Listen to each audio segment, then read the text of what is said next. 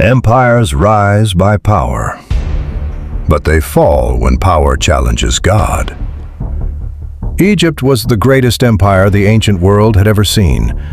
Its cities scraped the sky with stone, its temples gleamed with gold, and its pharaohs ruled as living gods. The Nile fed its wealth, and fear fed its throne. But beneath the glory of Egypt lay a secret soaked in sweat and blood: the backs of the Israelites. They were foreigners, once welcomed during famine, now crushed by fear. Pharaoh saw their numbers growing and felt his power slipping, so he enslaved them. Brick by brick, the Israelites built Egypt's store cities, Pithom and Ramses, under a burning sun. Whips cracked, chains clattered, children cried, mothers whispered prayers into the dust. Egypt grew richer, while Israel grew weaker. Or so Pharaoh believed. But suffering has a way of reaching heaven. To tighten his grip, Pharaoh ordered every Hebrew baby boy to be killed. The Nile, giver of life, became a grave. Yet defiance slipped through his fingers in the form of a crying child hidden in a basket.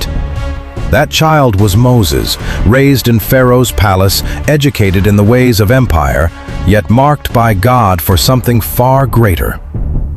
Years later, Moses fled Egypt after killing an Egyptian who beat a Hebrew slave.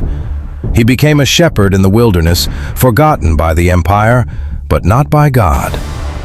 One day, a bush burned without turning to ash, and from the fire came a voice that shook eternity. I have seen the suffering of my people. I have heard their cry. God was about to confront an empire. Moses returned, staff in hand, fear in his heart, and God's authority on his tongue. He stood before Pharaoh and spoke words no slave had ever dared to say. Let my people go. Pharaoh laughed. Who was this God?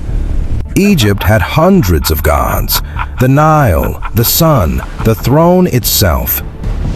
But the laughter didn't last. The Nile turned to blood. Frogs invaded palaces, gnats filled the air, darkness swallowed the land. Each plague struck at Egypt's gods, exposing them as powerless statues.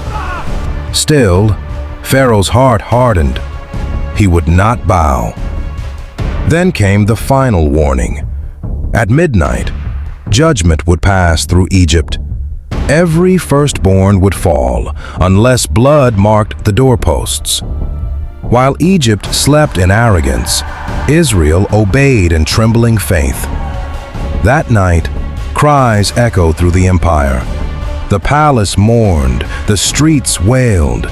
Egypt was broken in a single breath. Pharaoh shattered. He released them. Israel walked out free, not sneaking, but marching after centuries of chains. But the story wasn't over. Pharaoh's pride rose again. His army thundered after them, chariots flashing like death itself.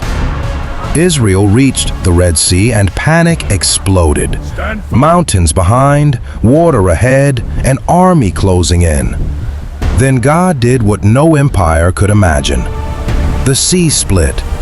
Walls of water stood like witnesses as Israel crossed on dry ground. When Egypt followed, the waters returned. Chariots vanished, soldiers sank. The empire that once enslaved God's people disappeared beneath waves it could not command. Freedom stood on the shore, breathless and alive.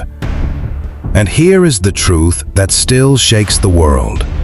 When God decides to act, no throne is too high, no army too strong, and no empire too eternal. Because God's will does not negotiate with power. God's will overrules it.